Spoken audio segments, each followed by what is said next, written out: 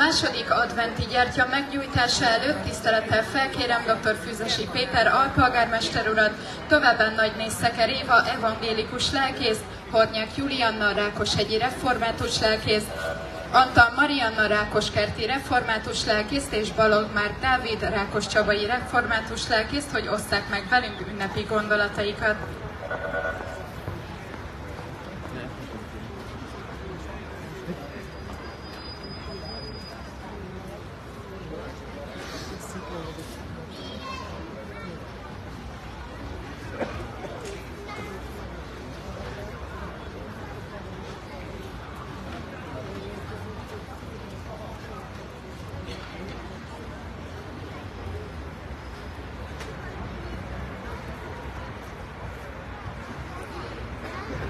Kegyelem nékünk és békesség adassék a mennyeknek országában, és itt lent a földön.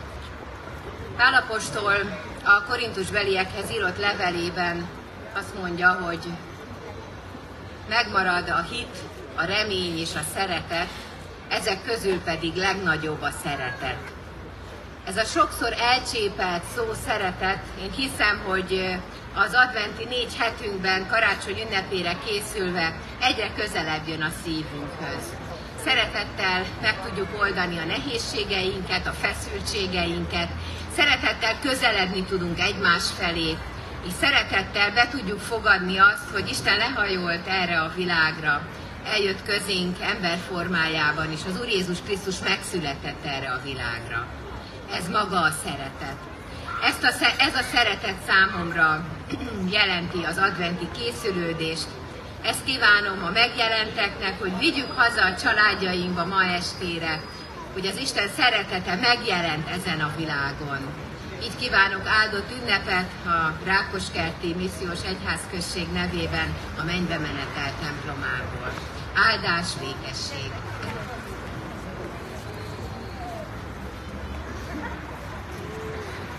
Szeretettel köszöntök én is mindenkit, egy igét hoztam erre az alkalomra is. A Zsoltárok könyvének 40. részéből a második verset mondanám.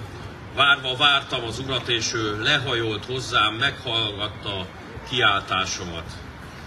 Az emberek szeretnének jól élni, van egyfajta vágyódásunk erre, és itt elsősorban nem az anyagiakra gondolunk, hanem arra, hogy minőségi életet tudjunk élni. Ez a minőségi élet azt jelenti, hogy a helyemen vagyok, hogy van egy kis nyugalmam. Úgy tudok lenni, hogy körbenézek magam körül, vagy megvizsgálom saját magamat, és azt tudom mondani, hogy de jó, hogy élek. És én úgy gondolom, hogy egyre kevesebb olyan ember van, aki ezt el tudja mondani. És amikor ezzel szembesülünk, akkor elkezdjük keresni a megoldást, és nem igazán találjuk. És az Isten látja ezeket a próbálkozásokat, tudja az okát is, hogy miért vagyunk ilyen állapotban, és ezért tette meg azt, amit karácsonykor ünneplünk, hogy lehajolt hozzánk. Lehajolt hozzánk, és Jézus Krisztusban lehetővé tette azt az életet, amire egyébként vágyódunk mindannyian.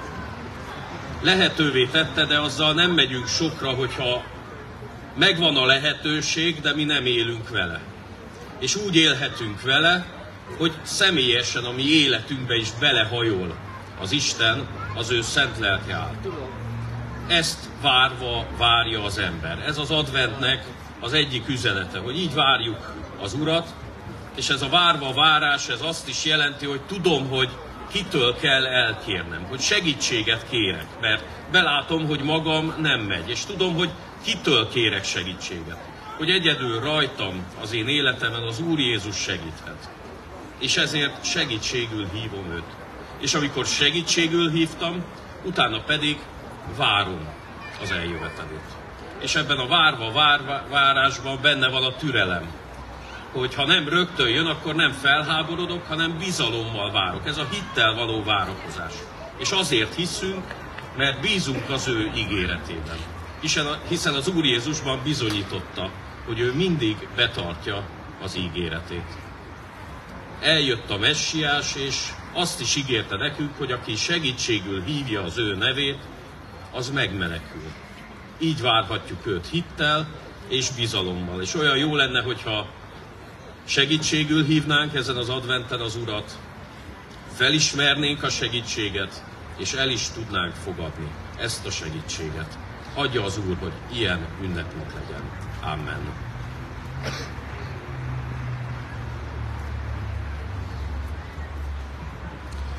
Szeretettel köszöntöm a Rákosmentieket, mindenkit itt a főtéren. Máté evangéliumából olvasok egy verset.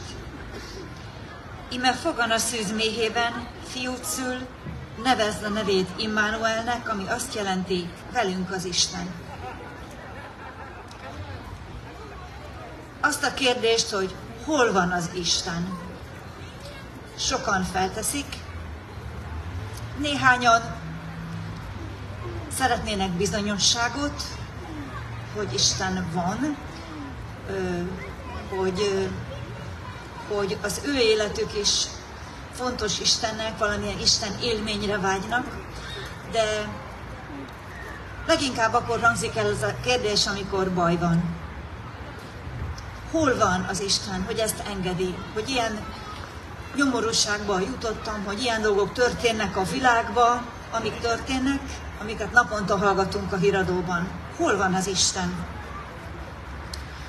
És a karácsonyi egyik válasz erre, hogy az Isten velünk van,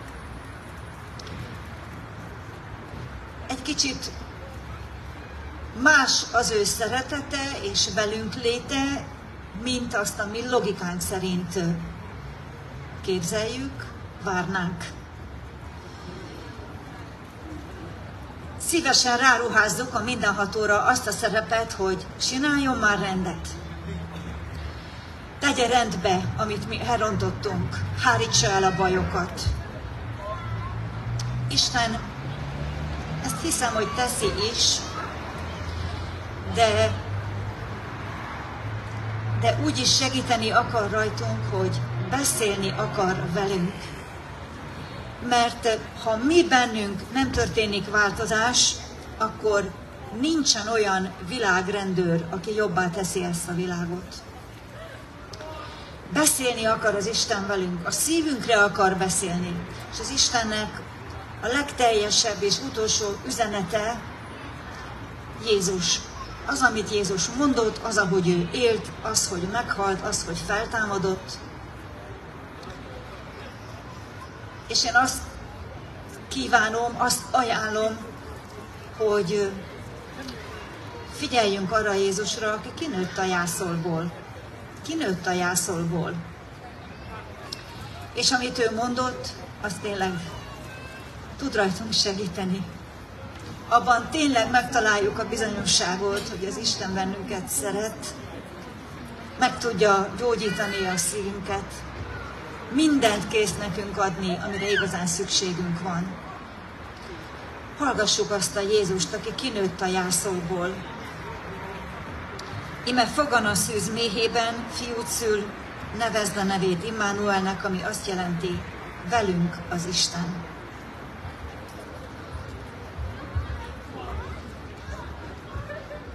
Szeretettel köszöntök mindenkit az Evangélikus Egyházközség nevében. Néhány nappal ezelőtt az egyik hittanórán, az egyik kis tanítványommal, ugye az óra vége felé már a tanulás után kicsit levezetni az órát, elkezdtünk társasozni. A játék lényege a figyelem, a koncentrálás, a gyorsaság. Az én lapjaim már egyre inkább fogytak a kezemből, míg az övé nem nagyon, mert hogy közben a gombostűket szedegette, rakogatta ide-oda a faliújságon, a leesett tollát vette föl, éppen innia kellett gyorsan, szóval valahogy úgy nem nagyon koncentrált. És egyszer csak, miután nagyon sokszor elmondtam már, hogy figyelj ide, mert azon fel volt háborodva, hogy én viszem azt a pakkot, hogy én nyerek, úgy néz ki, hogy már nyerőben vagyok. Egyszer csak egy váratlan pillanatban kikapta a kezemből azt a 2-3 lapot, és az ő kis kupacát a kezembe nyomta. És én úgy elkezdtem nevetni, hogy a könnyem csordult. És egyszer csak rám vetette zsivány nagy tekintetét, és azt mondta, na most már koncentrálj ide. Miért mondom a történetet? Mert jó dolog a gyerekektől tanulni tulajdonképpen, és ez a történet egy kicsit tanított, engem is tanít mindannyiunkat. Mert hogy karácsonyt mi is megszervezzük, mint ahogy ő is megszervezte az ő kis életét rögtön, hogy tud nyerni. Hogy tudja maga javára fordítani azt a helyzetet. Mi is szervezzük a karácsonyt, hogy nekünk tessék. Szép legyen, hangulatos legyen, kellemes legyen. Karácsonyt megszervezte az Úristen. Mi egészen másképp szerveznénk, ha most lenne. Biztos, hogy azonnal taxit hívnánk Máriáéknak, 1-2 telefonnal elintéznénk, hogy mégiscsak bejussanak valahova rendes szállásra, hova tovább, hát e-mailbe, vagy online kitöltenénk azt a bizonyos papírt a népszámlálással kapcsolatban. Szóval mi megoldanánk egészen másként, mint ahogy azt az Úristen eltervezte. Nem kell újra tervezni, úgy jó karácsony, ahogy van.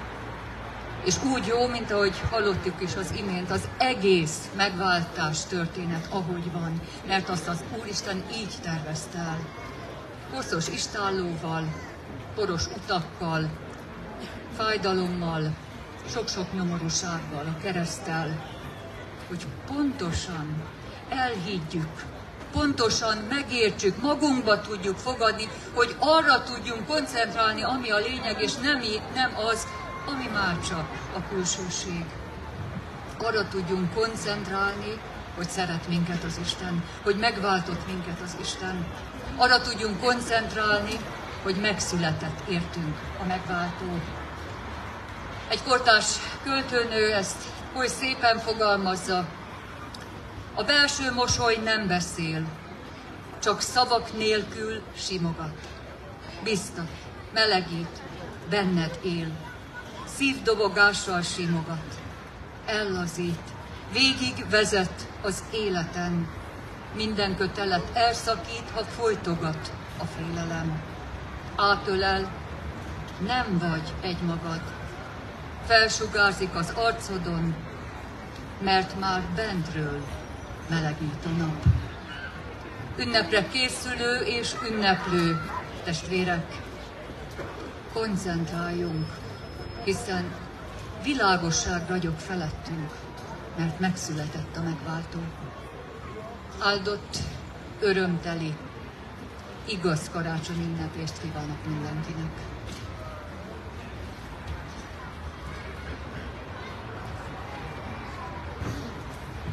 Köszönjük szépen a lelki pásztoroknak az adventi üzenetet, az adventi áldást. A második gyertyát fogjuk meggyújtani Rákosmente főterén. Ez a gyertya a reményt jelképezi. És tavaly ugyanígy a második adventi hétvégén álltunk itt, és volt egy különbség. A különbség az volt, hogy nem volt itt jégpálya mögöttünk. És miért is nem volt jégpálya? A háború miatt olyan energiárak lettek, ami miatt sajnos úgy kell döntenünk, hogy ezt most nem tehetjük meg így közösen rákosmentiek. De akkor is a reményről beszéltünk, a remény fontosságáról, amely az emberiség történetében oly sokszor áskítette a nehéz helyzeteken az embereket. És azt mondtuk itt, reméljük, hogy jövőre már olyan helyzet lesz, hogy újra lehet jégpályán. És azt gondolom, a remény valóban valóságá vált, és megmutatta, hogy érdemes reménykedni, és a reményből tápláltan tenni ezekért a célokért, hiszen most már a gyermekek és felnőttek ezen az adventi programsorozaton a jégpályán játszhatnak. A remény győzedelmeskedett. Én is azt kívánom most minden kedves Rákosmentinek, hogy legyen a szívében remény, és hozzá cselekedet, mert a saját életében, ahogy itt Rákosmentén is, lehet egy saját jégpályája, ha fogalmazhatok így, megvalósulhatnak az álmai. Én köszönöm még egyszer a lelkipásztoroknak, hogy elmondták az üzenetüket, és én is kívánok mindenkinek szeretetteljes karácsonyt, karácsonyi készülődést, hiszen nincs is annál értékesebb, hogyha van, akit szerethetünk. Köszönöm szépen!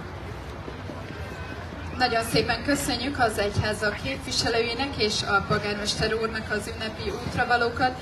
Most pedig felkérném dr. Füzesi Péter alpolgármester urat, hogy legyen szíves meggyújtani a második gyertyát az adventi koszorún. Megkérnék minden kedves jelenlévőt, hogy közösen fáradjanak hátra az adventi koszorúhoz.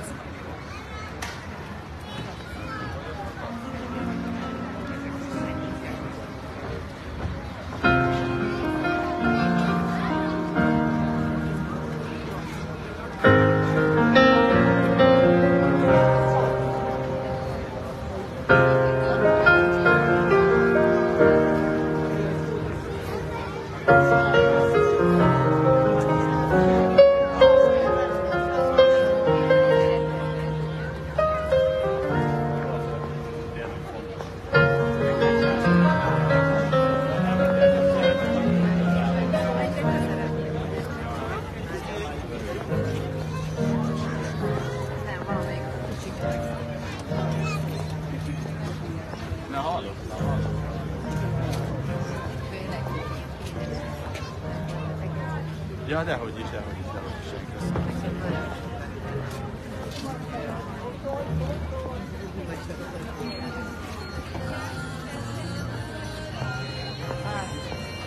Nagyon benne volt az elejétől kezdve megtámogatni ezt a kiszállítót,